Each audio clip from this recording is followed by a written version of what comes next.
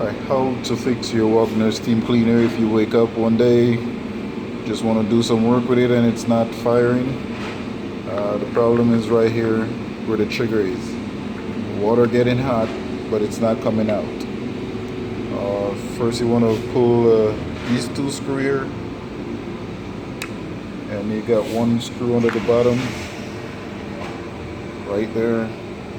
Already take it out on the handle.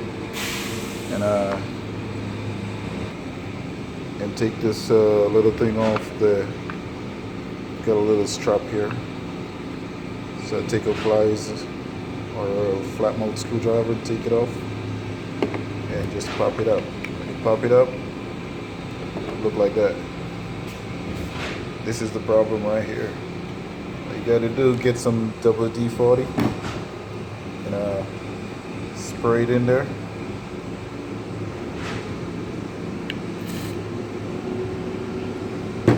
Let it go down. Sit for a little bit.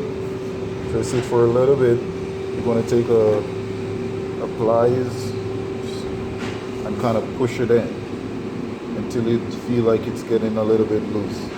What happened is the chlorine that built up, and when you put it down for a while, it just freeze it up, so the piston here cannot move.